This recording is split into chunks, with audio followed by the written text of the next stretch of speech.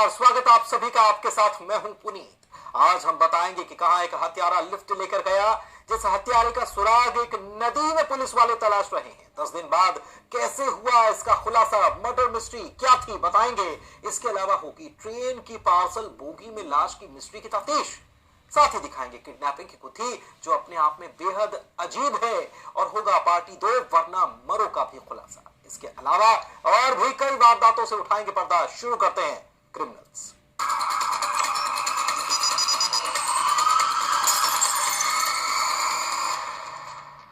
पिछले 10 दिन से पुलिस वाले घर में डेरा डाले हैं। एक नदी में भी एक सुराग की तलाश है, जिसका कनेक्शन उसी घर से है जिस घर में बुजुर्ग का कत्ल हुआ।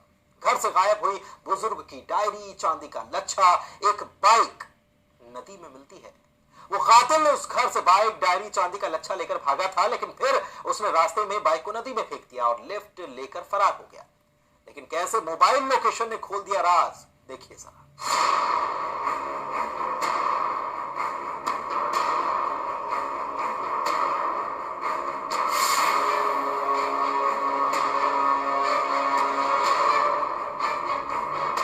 इस घर में मौत ने तांडव किया।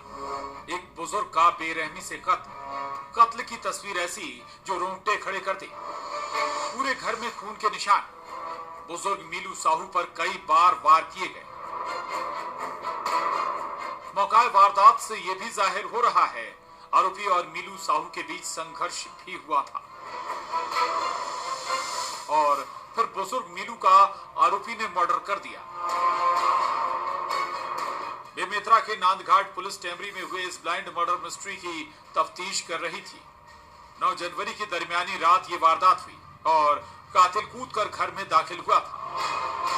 धारदार हथियार से उसने हमला किया और मृतक मीलू की एक डायरी, एक चांदी का लच्छा और बाइक लेकर फरार हो गया। लेकिन इस बीच वो हत्यारा लिफ्ट लेकर अपने ठिकाने पहुंचा। ग्राम टेमरी में एक बुजुर्ग की हत्या हुई थी। मीलू साहू नाम के व्यक्ति जो 76 वर्षीय थे, उनकी हत्या किसी अज्ञात व्यक्ति द्वारा कुल्हाड़ी मार के की गई थी। वो हत्यारा कौन है, इसकी तफ्तीश भी इतनी आसान नहीं थी। पुलिस वालों को ये शक तो था कि हत्यारा कोई जान पहचान वाला है, जो ये भी जानता था मीलू साहब।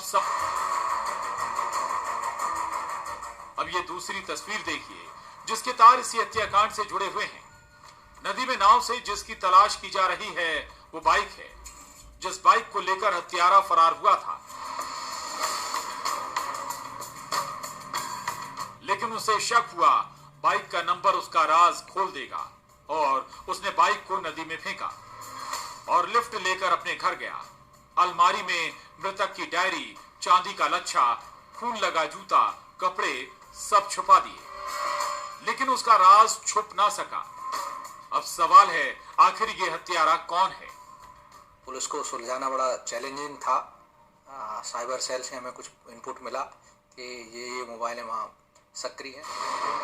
पुलिस वालों ने इस घर में डेरा डाल दिया था इस हत्यारे का पता लगाने के लिए।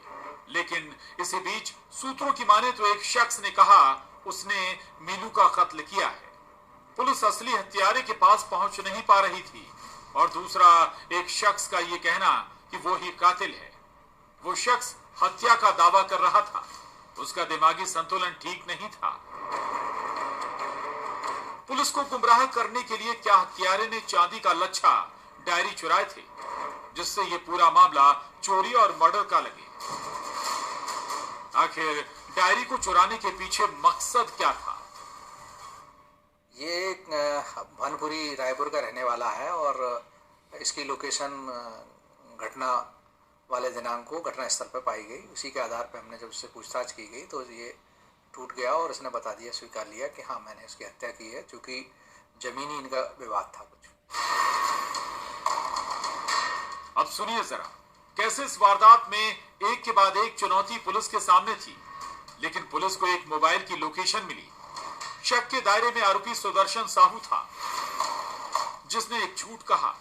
वो झूठ था वो वारदात वाले रोज रायपुर अपने घर पर था, लेकिन उस हत्यारे की मोबाइल लोकेशन मौकाए वारदात पर मिली। सख्ती से पूछताछ में आरोपी टूट गया और उसने कबूल किया उसने ही मीलू साहू का कत्ल किया है। आरोपी कोई और नहीं, मृतक का नाती है।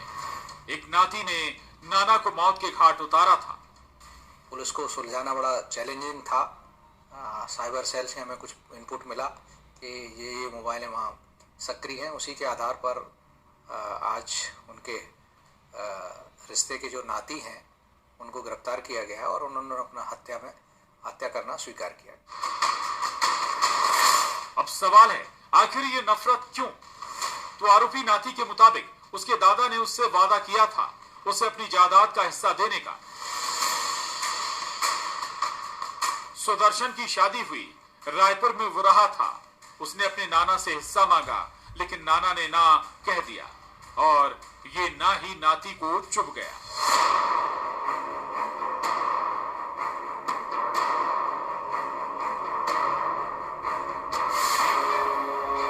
रिश्तों के कत्ल की ये वारदात रोंगटे खड़े करने वाली है।